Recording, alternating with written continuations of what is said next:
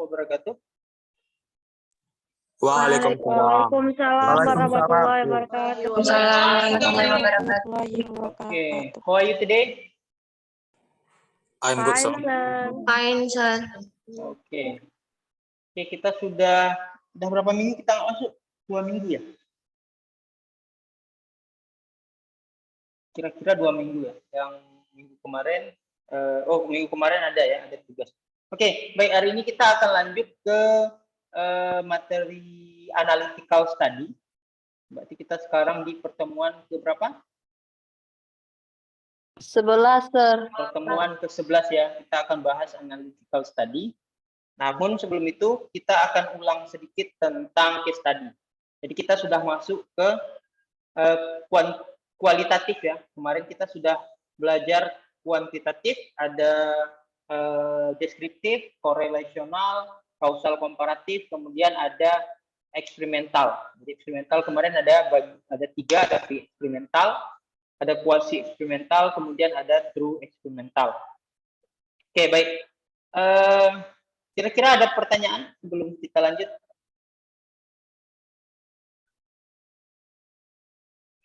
Ada pertanyaan? Atau sudah paham? UTS-nya bagaimana kira-kira? Mudah ya? Jadi kalian cuma disuruh pilih mana yang kalian suka, kemudian kalian uraikan alasannya. Oke, baik. Hari ini kita akan coba lihat case research and analytical research. Jadi kita hari ini akan melihat 2 jenis riset. Yang pertama ada case research atau case study. Kemudian nanti kita akan melanjutkan ke analytical research. Oke, coba kita lihat dulu definisi dari case study. Yaitu adalah sebuah riset atau sebuah metode riset yang kalau si Yin bilang yang menginvestigasi fenomena kontemporer di dalam konteks real life. Jadi case study itu konteksnya real life dalam kehidupan nyata. Itu case study. Oke, kemudian kita lihat definisi selanjutnya. Kemudian hubungan ataupun perbedaan antara fenomena dan konteksnya itu harus biasanya tidak bisa didefinisikan secara jelas.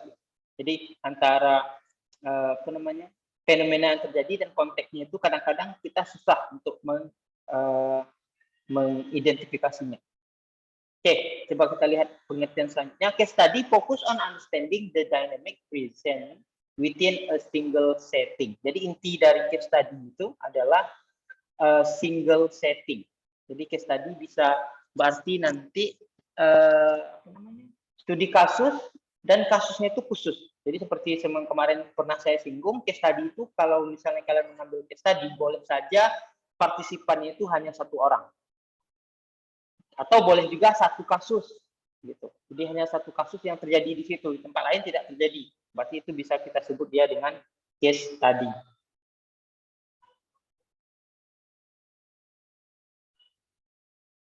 Oke. Tetapi case study ini ada beberapa kritik yang dilakukan oleh ahli terhadap case study. Karena dia studying a small number, jadi dianggap tidak mencukupi untuk membuat sebuah kesimpulan secara umum, gitu. Kemudian karena researchernya itu terlibat secara intens, terlibat secara terus-menerus di dalam sebuah case study, maka case study bisa saja kasus yang ada itu menjadi bias. Jadi si penelitinya menjadi tidak objektif karena terlalu lama. Kalau kemarin itu saya kasih contoh misalnya kita teliti pemerolehan bahasa pada seorang anak. Jadi kita teliti dia dari umur 0 tahun, 1 tahun, 2 tahun, 3 tahun, 4 tahun, 5 tahun. Misalnya. Karena kita sudah terlalu lama mengobservasi si anak ini, maka bisa jadi kita nggak objektif lagi. Nah, itu salah satu kekurangannya. Kemudian yang kritik yang ketiga, case study research useful only as an exploratory tool or establishing a hypothesis. Jadi ada juga yang bilang bahwasanya case study ini itu hanya sebagai tool, sebagai alat untuk eksplorasi awal. Jadi sebagai alat penelitian awal sebelum masuk ke penelitian sebenarnya. Nah, jadi ada juga yang bilang seperti itu. Kemudian yang lebih parahnya, ada beberapa expert yang bilang bahwasanya case study ini nggak scientific, jadi unscientific. Dianggap case study ini ya nggak bisa dianggap sebagai sebuah metode. Ini ya, ini masih sama, lack of rigor case study research, kemudian confusing case study research with case study teaching, kemudian provide little basis, kemudian case study take too long. Jadi itu ya salah satu kekurangannya. Kalau misalnya kalian ngambil case study, bisa jadi kalian itu membutuhkan waktu yang sangat lama untuk mendapatkan kesimpulannya. Itu. Jadi nggak bisa misalnya, sir ini case study, saya neliti 3 orang anak, tapi penelitiannya hanya 2 kali. Itu belum bisa dikategorikan sebagai case study. Kemudian ada juga keuntungannya kalau kita memakai case study. Biasanya case study itu bisa menjawab pertanyaan why. Misalnya kenapa seorang anak tidak bisa berbahasa Inggris misalnya. Itu kalau kita observasi selama misalnya kalau di sekolah itu kita bilanglah selama 2 semester atau 3 tahun ya, selama sekolahnya misalnya kita lihat anaknya pas masuk SMA itu dia nggak bisa bahasa Inggris gitu. Atau dia ada seorang dari 30 anak, ada seorang anak yang nggak bisa bahasa Inggris. Kan agak aneh ya, kawan-kawannya semua pinter gitu. Kenapa dia nggak bisa? Kemudian kita observasi lah selama pembelajaran dia, selama dia di SMA, jadi kelas 1 kita observasi, kelas 2 kita observasi, kelas 3 kita observasi, itu bisa jadi kita akan mendapatkan alasan kenapa dia tidak bisa berbahasa Inggris, sedangkan teman-temannya yang lain bisa berbahasa Inggris. Oke, kemudian dari observasi yang panjang itu, yang lama itu, kita juga bisa mendapatkan deep understanding, kita bisa mendapatkan pengetahuan, understanding, pemahaman yang mendalam terhadap permasalahan itu. Kemudian juga bisa develop initial hypothesis, kita bisa membuat hipotesis dari observasi. Kemudian bisa juga sebagai basis untuk riset selanjutnya. Kemudian bisa juga untuk mengembangkan teori baru. Jadi dari observasi yang panjang itu bisa saja kita mendapatkan teori baru. Kemudian bisa juga untuk memperkuat teori yang sudah ada. Dan yang terakhir bisa juga untuk menguji teori yang sudah ada. Itu manfaat dari case study. Oke. Kemudian berapa banyak kasus yang kita teliti? Kalau misalnya Eisenhardt, jadi beda-beda ya. Kalau si Yin ini yang tadi, kalau si Yin bilang 1 aja udah cukup gitu. Jadi ada satu kasus itu sudah cukup, itu minimal. Tetapi kalau si Eisenhardt bilang dari 4 sampai 10 itu baru ideal. Kemudian tetapi yang paling penting, berapapun kasus yang kalian ambil, kalau misalnya nanti kalian ngambil case study, yang paling penting itu justify your choice. Jadi alasan kalian ngambil 1 kenapa, ngambil 2 kenapa, ngambil 3 kenapa, ngambil 4 kenapa, atau ngambil 10 kenapa. Jadi gitu ya. Yang paling penting itu alasan kalian mengambilnya. Oke, stage-nya dalam case study itu pertama determine research question, yang sama ya, yang kalau misalnya kita mau melakukan riset yang pasti harus ada problem atau question-nya dulu. Kemudian decide if case study is appropriate, jadi kita tentukan dulu kasusnya, kemudian kita pastikan kasus yang kita pilih itu sudah sesuai dan bisa nanti menjawab research question yang kita buat. Kemudian decide how many case are appropriate. Kemudian select the case and determine data gathering and analysis technique. Kemudian setelah kita pilih kasusnya, kasus apa yang kita angkat, kemudian baru kita tentukan cara mengumpulkan data dan cara analisis datanya. Kemudian prepare to collect data in the field. Jadi setelah kita prepare instrumennya, proposal ya, kalau bisa kita bilang setelah kita buat proposalnya, baru kemudian kita collect data, kemudian kita evaluate and analysis the data, kemudian terakhir write up research and present finding.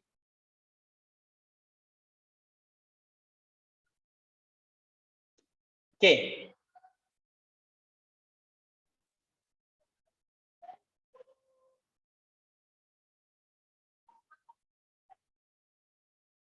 Sebentar ya.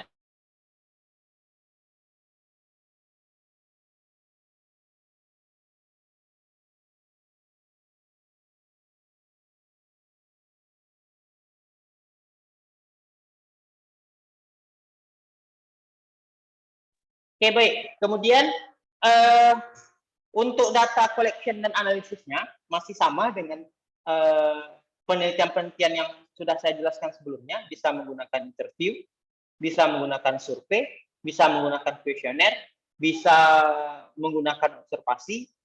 Jadi tergantung nanti bagaimana atau apa yang ingin kalian capai atau tujuan dari penelitian kalian itu apa.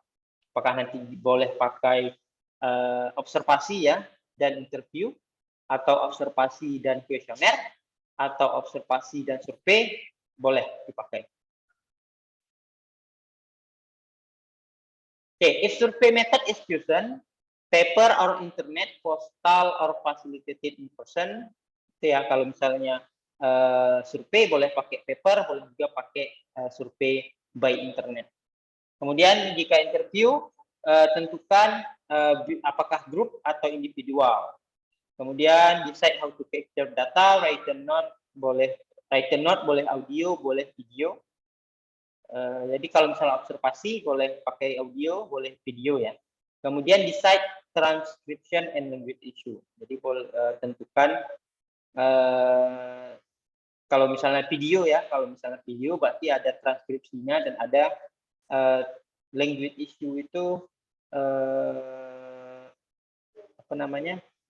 apa yang jadi isu dari observasinya, isu bahasa apa yang ingin kalian cari. Oke, kemudian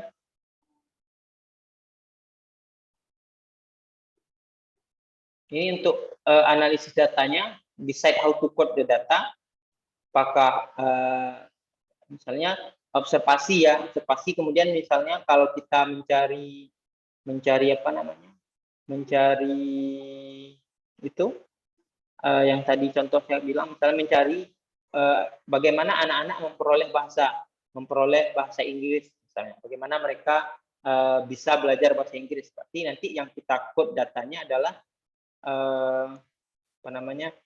data apa saja gitu. Apakah data interaksinya dengan siapa, kemudian mungkin dia mulai belajar bahasa Inggris itu dari tahun berapa, kemudian dia berada dalam lingkungan apa, ekonomi keluarganya gimana, dia ada ikut les atau tidak. Jadi itu yang kita tentukan. Oke, kemudian kalau misalnya memang ada data kuantitatifnya,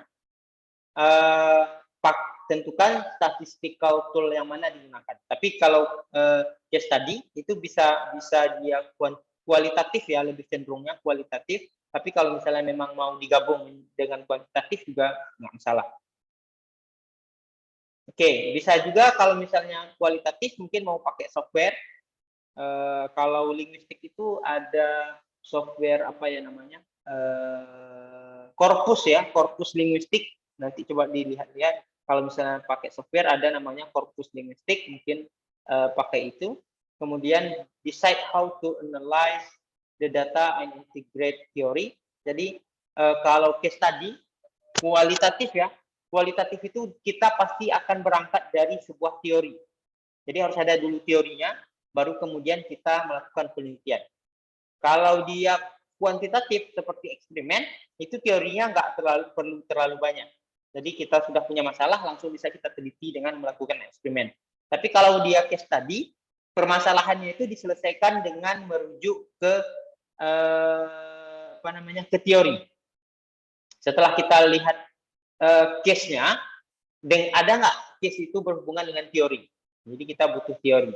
Kemudian decide how to present and finding analysis. Ya, present the finding and analysis-nya. Oh, ini udah masuk ke analytical design. Oke, sampai di situ. Untuk case study kira-kira ada pertanyaan? Ada pertanyaan?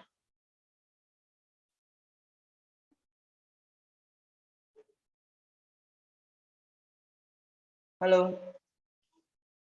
Suara saya masih kedengaran? Dengar, Pak. Oke. Untuk case study ada pertanyaan? Udah jelas kira-kira case study itu bagaimana?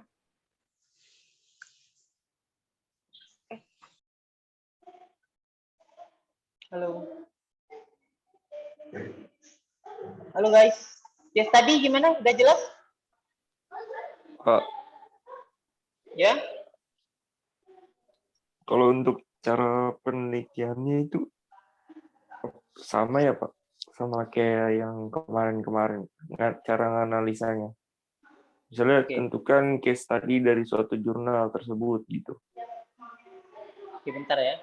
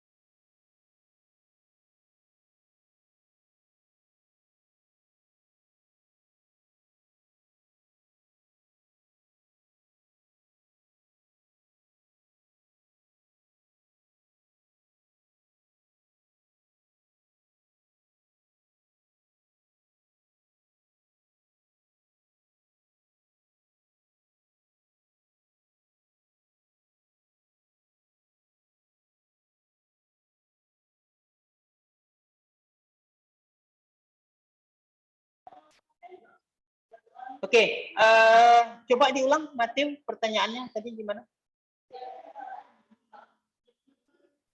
Coba kalau untuk cara penelitian case study itu, misalnya gini Pak, ada pertanyaan. Tentukan case study dari jurnal tersebut. Nah, itu cara analisanya sama Pak ya, kayak yang kemarin itu. Tentukan case study dari jurnal tersebut, itu gimana pertanyaannya? Oh, maksudnya cara nganalisa case study dari jurnal, misalnya dari jurnal Pak, terus tentuin case study-nya itu dia pakai apaan gitu Pak. Menentukan case study-nya. Case study itu kan metodenya, biasanya kan kalau di jurnal dia bilang penelitian ini adalah penelitian case study. Terus kita tentukan gimana lagi? Oh, dia udah ngasih tahu Pak, itu pakai case study. Ya kalau di jurnal kan kayak gitu, ini case study, ini kuantitatif, ini deskriptif, ini analytical, ini library research gitu kan biasanya udah dikasih tahu. Oh, oke Pak. Ya siap, kita tinggal nyari gitu, tinggal nyari jurnal yang kira-kira dia pakai case study atau enggak. Gitu ya. Oke. Siap Pak. Yang lain ada yang mau bertanya, silakan. Pak, mau nanya Pak. Ya silakan, Peter. Ini Peter, ya. Berarti kalau case study itu bisa nggak menindaklanjuti sebuah penelitian yang misalkan belum seakuratnya penuh maksudnya kayak belum akurat banget gitu, walaupun udah selesai, tapi kita tetap melanjutkannya untuk mencari jawaban lebih lanjut, Pak, tapi menggunakan case study itu, Pak. Ya, sebenarnya nggak bisa, karena kan bahkan case study itu kan tadi di ini tuh dikritik sama expertnya bahwasanya ya case study itu nggak bisa dipakai untuk penelitian lebih lanjut, dia bahkan hanya sebagai penelitian awal gitu. Jadi seperti saya bilang tadi, case study itu ya hanya satu orang itu udah bisa kita teliti dan kita jadikan penelitian sebagai sampelnya. Tapi itu case study gitu. Jadi misalnya kayak tadi saya bilang, kalian mau teliti bagaimana seorang anak itu memperoleh bisa belajar bahasa Inggris misalnya. Bagaimana seorang anak bisa memperoleh bahasa misalnya. Nah, itu satu anak saja sudah cukup kalau kalian pakai case study gitu. Tapi kalau misalnya untuk penelitian lebih lanjut, ya nggak bisa pakai case study. Mungkin kalian bisa pakai pakai yang lain, misalnya pakai kausal komparatif gitu. Misalnya untuk penelitian lebih lanjut, misalnya ada penelitian case study, dia meneliti seorang anak. Kemudian dia menemukan bahwasannya untuk seorang anak itu untuk bisa pinter bahasa Inggris itu, dia harus les selama 2 tahun misalnya. Itu kan belum kuat ya, karena dia hanya satu orang, belum kuat. Tapi itu case study udah sah-sah saja gitu. Kalau misalnya memang metode yang digunakannya case study itu udah sah walaupun hanya satu orang. Tapi untuk memperkuat penelitian itu harus diteliti dengan lebih banyak anak. Apakah dengan jumlah anak yang 30? Dan ketika misalnya jumlah anak yang 30 ya kita nggak bisa lagi sebut itu case study. Bisa saja itu udah nanti deskriptif kualitatif atau deskriptif kuantitatif. Gitu. Gitu ya Peter. Oh, oke, Pak. Makasih ya, Pak ya. Oke, jadi case study itu nggak bisa untuk penelitian lebih lanjut, dia bisa hanya untuk penelitian awal mungkin masih bisa. Oke. Ada lagi yang ingin bertanya? Biasanya case study ini itu gimana ya? Itu biasanya dia bukan kita tentukan, oh saya mau penelitian case study nih. Ya enggak gitu. Tapi biasanya kita cari-cari masalah, kemudian dapatlah masalahnya, tetapi setelah kita cari lagi, partisipannya ternyata hanya ada sedikit gitu. Mungkin hanya ada 2 orang, hanya ada 3 orang, atau hanya mungkin 1 orang. Nah, baru kita, oh berarti karena permasalahan yang saya ambil ini partisipannya hanya 1 orang, berarti yang cocoknya masuk ke case study gitu. Jadi jangan bilang, oh saya mau case study nih. Nanti kalian bingung sendiri, tapi tentukan dulu permasalahannya, problemnya apa, kemudian lihat sumber datanya. Ketika kalian menemukan sumber datanya hanya 1 orang, atau 2 orang, atau mungkin 3 orang, atau 4 orang lah, maka itu larinya nanti ke case study. Gitu. Oke, ada yang lain? Silakan sebelum kita lanjut ke analytical study.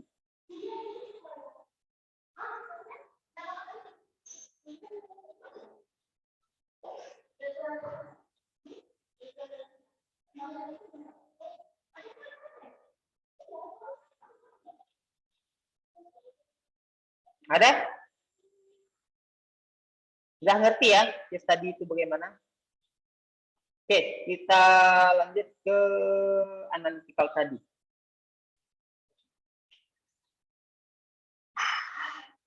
Oke, analytical study ini biasa juga disebut dengan literary research. Pernah dengar ya? Pernah dengar literary research? Kemarin di waktu sedang marak-maraknya itu COVID dan mahasiswa tidak bisa melakukan penelitian ke lapangan, tidak bisa ke sekolah. Nah, ini banyak sekali research. Oke. Jadi analytical study itu juga biasa disebut dia dengan literary research. Oke, kita lihat pengertiannya. Analytical study is the effort to acquire knowledge as by reading.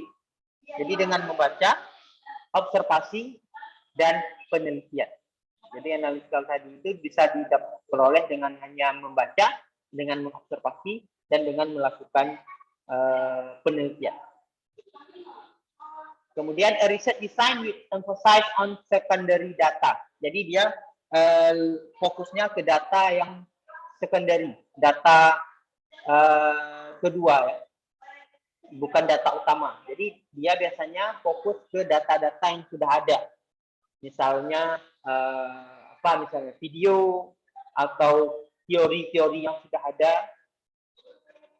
Kemudian especially text ya, fokus on analyzing dokumen. Jadi kalau dia text berarti fokus ke analisis dokumen. Oke, kemudian bisa juga sumber datanya itu berbentuk description of historical, legal, policy issue yang analisisnya melalui dokumen atau oral stories atau juga relik. Relik tahu ya? Relik itu misalnya peninggalan tulisan zaman dulu. Itu relik. Oke, kemudian jenisnya ada dua. Ada konsep analisis yang biasa dipakai oleh mahasiswa bahasa atau mahasiswa lainnya. Kemudian ada historical analysis. Kalau historical analysis otomatis terkait dengan anak-anak sejarah ya, atau anak antropologi, atau apalagi ilmu-ilmu yang terkait dengan masa lalu. Berarti dia pakainya historical analysis. Kalau selain itu, kalau anak bahasa kita pakainya konsep analisis. Oke, kita lihat satu-satu. Konsep analisis, study of educational concept. Itu ya, kalau misalnya kita kaitkan dengan educational, berarti dia menganalisis konsep-konsep terkait educational. Kalau kita mau lihat bahasa, berarti terkait dengan bahasa. Konsep-konsep yang terkait dengan bahasa. Oke, an activity in which concept, their characteristic and relation to the other concept are clarified. Jadi konsep analisis ini dia berfungsi untuk mengklarifikasi sebuah konsep, sebuah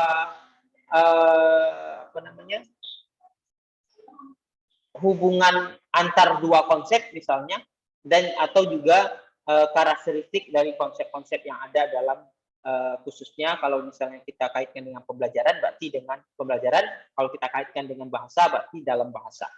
Oke, kalau misalnya kita lihat contohnya, a method in teaching. Kemudian bisa juga a method in teaching is well established. Jadi ada kalau dalam ngajar bahasa misalnya, itu metode merupakan satu hal yang sangat penting ya.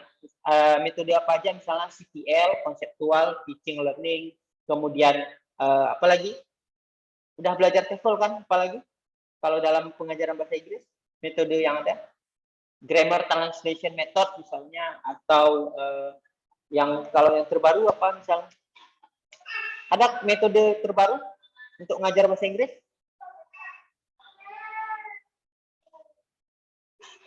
Kalian sudah ambil TOEFL?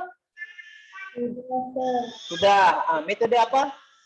Tadi saya udah sebutin conceptual teaching learning, kemudian grammar translation method, apalagi? Direct method. Terus kalau yang diulang-ulang tuh drilling ya, drilling method. Oke, apalagi? CLT, communicative language teaching. CLT dan lain sebagainya ya. CLEL ya, CLEL ya, CLEL atau TBL ya kan, text based language teaching, text based instruction, lexical approach dan lain sebagainya ya. CLL, cooperative language learning, banyak ya. Jadi itu merupakan satu hal yang wajib kata expert ya di dalam pembelajaran bahasa Inggris. Tetapi ada beberapa expert yang percaya bahwasanya teacher no need a method in teaching. They say that method is dead. Jadi ada beberapa expert yang bilang metode itu nggak perlu, seorang guru itu nggak perlu pakai metode, ngajar aja gitu. Nggak perlu pakai metode, nggak perlu metode ini, nggak perlu metode itu. Nah, gitu. Jadi ada juga yang bilang itu. Jadi ketika ada dua pendapat, maka kita bisa mengangkat itu menjadi library research atau menjadi konsep analisis research gitu. Jadi harus ada dua hal yang berbeda. Oke.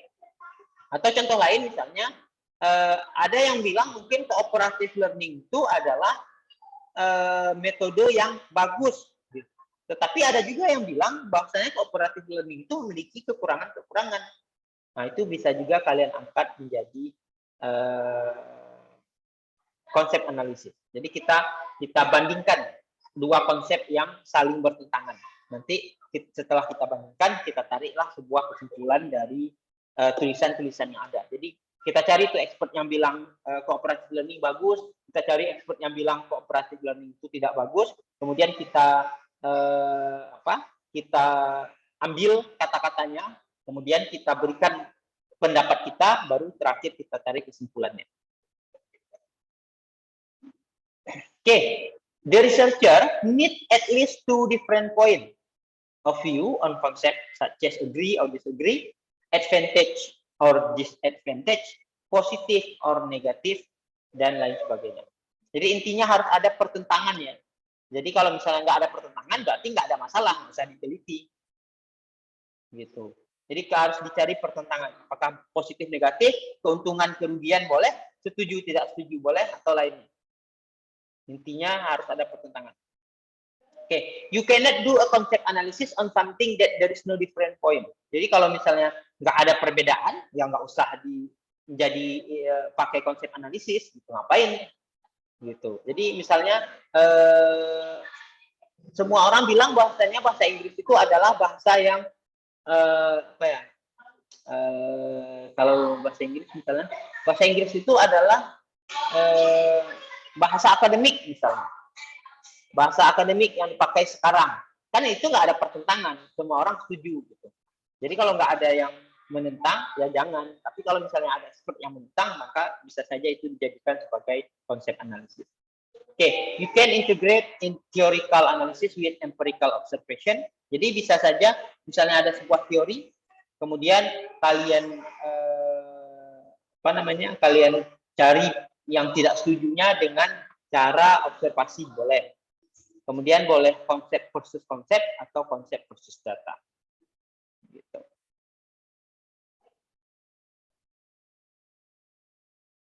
Okay. Example of concept analysis. Misalnya, the purpose of the study to examine the meaning and use of the term standard-based curriculum. Nah, bisa aja kalian misalnya mau meneliti tentang standard-based curriculum, kan masih banyak ya jenis kurikulum yang lain. Jadi kan berarti kalian bisa aja nanti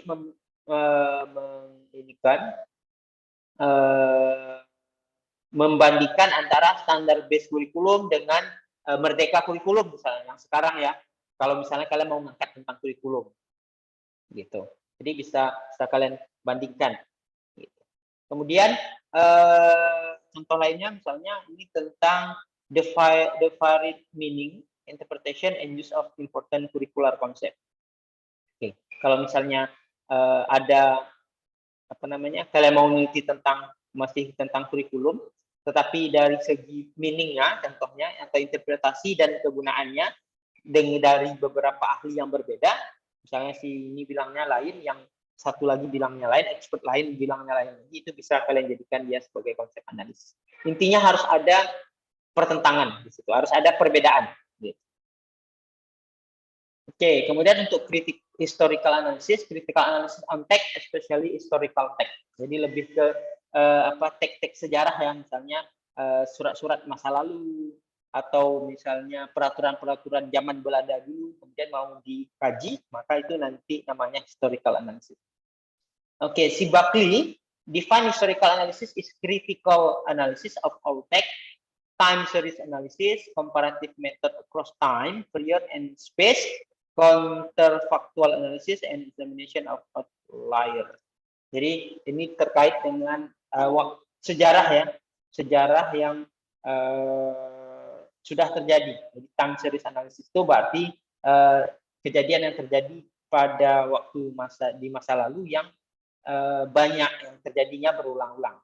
Gitu. Jadi ini lebih terkait dengan mahasiswa sejarah mungkin.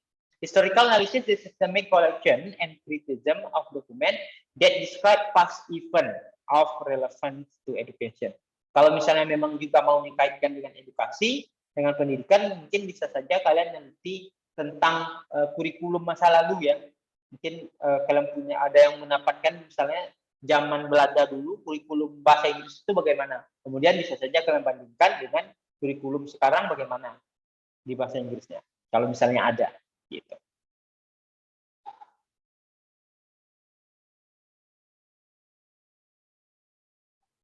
Oke, kita lanjut. Nah, ini contohnya misalnya, the purpose of the study to examine the change in standardized testing over the last 40 years. Nah, ini bisa. Misalnya kalian mau meneliti standardized testing ini, tahu? Kalian udah ngambil testing apa? Language testing ya, LT ya. Kalian sudah ngambil language testing? Sudah, Sir. Sudah. Standardized testing itu apa?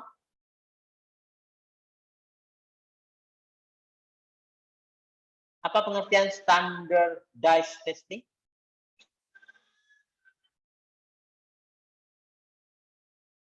Kok geleng-geleng? Kan sudah katanya sudah ngambil. Apa tuh pengertian standardized testing? Atau contohnya boleh juga kalau misalnya nggak bisa buat kasih pengertian. Apa?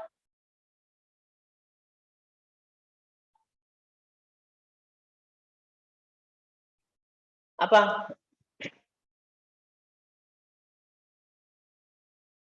Ada yang bisa silakan?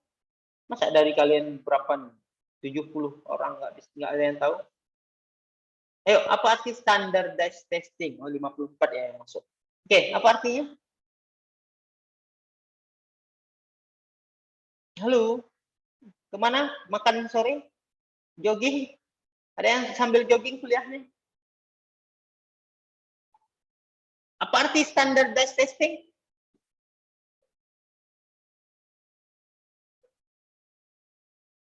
Halo?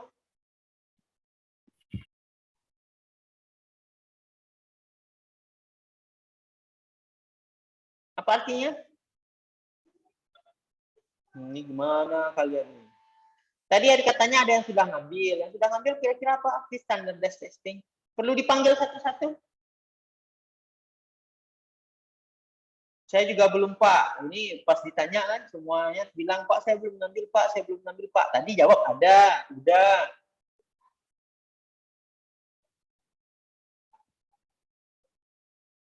Yemima? Yemima? Yemima? Iya, Sir. Iya, Sir. Udah ngambil LT, language testing? Kenapa, Sir? Sudah ngambil language testing? Lupa. Kayaknya belum deh, Sir. Belum. Kamu udah semester berapa ya, Mima? Semester 7, Sir. Udah PPL kan? Udah. Nah, kalau belum ambil language testing, kok bisa PPL? Language testing itu dipakai untuk menilai mahasiswa gitu. Kalau misalnya kalian belum ngambil language testing, masa kalian udah semester 7? Oh. Atau mungkin nama mata kuliahnya lain, mungkin evaluasi atau apa gitu. Bisa jadi, Sir. Apa kira-kira standardized testing artinya? Standar. Jangan ribut. Apa standardized testing?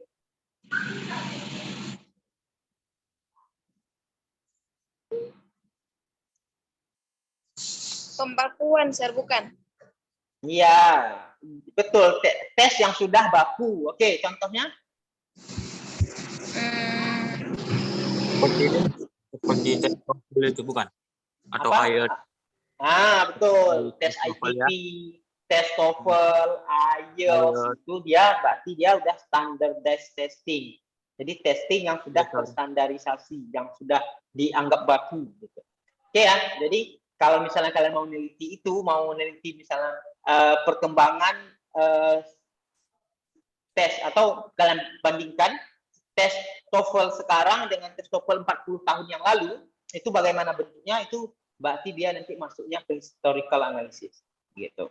Atau kalian mau lihat apa namanya perkembangannya, boleh juga. Misalnya dari 40 tahun lalu sampai sekarang itu bagaimana perkembangan dari si standardized testing ini. Gitu. Oke, habis. Kira-kira ada pertanyaan? Silakan dari dua materi tadi.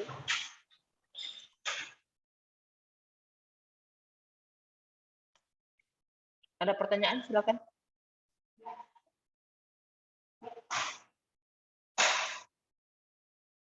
Halo. Sudah jelas case study itu apa, kemudian analytical study itu apa?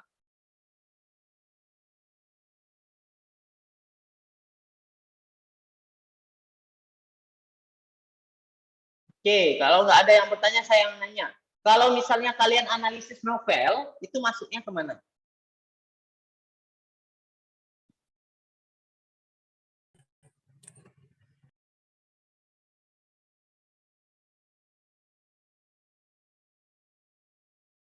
Kemana masuknya?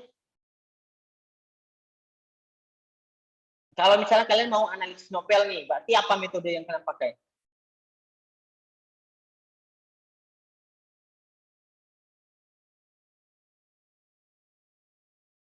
Halo. Case study bukan, Sir? Nah, case study apa? Case-nya apa?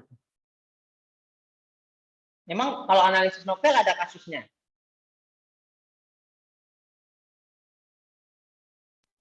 Ada fenomenanya mungkin, Sir, di dalam.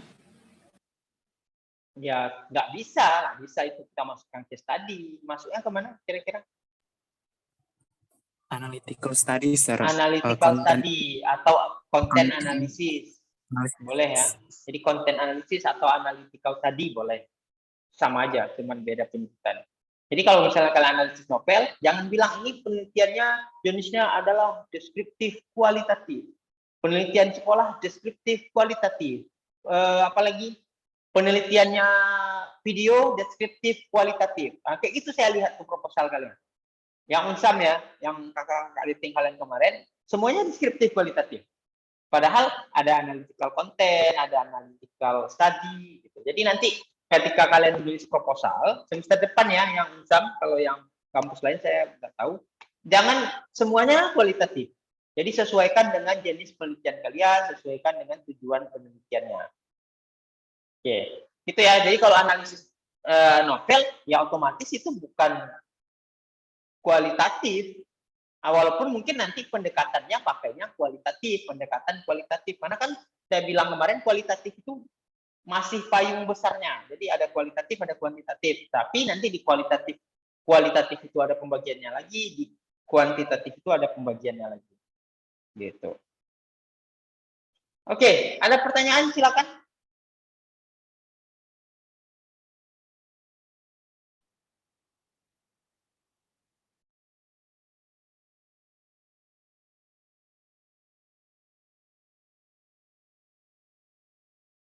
Ada pertanyaan? Sudah jelas? Masih ada orang? Masih, Sir. Ada pertanyaan? Masih, Sir. Masih ada pertanyaan atau sudah jelas? Jelas, Sir. Sudah jelas ya? Oke, Jelas, Sir. kalau udah jelas, tidak ada lagi, kalau misalnya tidak ada lagi pertanyaan, ya udah kita cukupkan sampai di sini. Silakan nanti kerjain tugasnya, cari kayak biasa, silakan nanti cari artikel yang penelitiannya itu, metode penelitiannya itu berjenis case study atau analytical study boleh, atau historical study boleh. Kalau misalnya memang nggak ada artikel jurnalnya, boleh juga nyari, mungkin kalau jurnal susah ya, susah mungkin, boleh juga dari skripsi. Skripsi saya kira banyak. Jadi skripsi mungkin banyak, boleh dari skripsi kakak-kakak letting kalian, atau skripsi orang di internet boleh, atau boleh juga dari mana ya? Dari yang kemungkinan besar ya kalian bisa menemukannya di skripsi. Karena kalau di jurnal mungkin agak jarang gitu. Jadi nanti silakan dibaca, dipahami, kemudian dibuat kesimpulan ringkasannya. Oke, nanti deadline-nya kalau nggak salah itu hari apa ya? Sabtu, Sir. Hari Sabtu ya. Jadi deadline tugasnya hari Sabtu. Jangan telat. Jadi ingat bukan hari Senin ya, deadline-nya hari Sabtu. Membuat tugas apakah bisa deadline-nya diundur? Kenapa diundur? Pertanyaannya. Iya, Sir. Soalnya saya ada kegiatan di gereja, Sir. Natalan. Natal ya, Natal. Iya, Sir. Natal. Saya juga, Sir. Oke, nanti saya undur berarti sampai hari Senin ya. Senin bisa ya? Kayak biasa? Bisa, Sir. Thank you, Sir. Oke. Berarti ini Senin ya, nanti deadline-nya saya ubah lagi. Deadline-nya berarti untuk pertemuan 11, tugasnya itu deadline-nya hari Senin, seperti biasa. Oke, kalau tidak ada pertanyaan lagi, that's all for today. Thank you. Assalamualaikum warahmatullahi wabarakatuh. See you next week. Waalaikumsalam. Waalaikumsalam.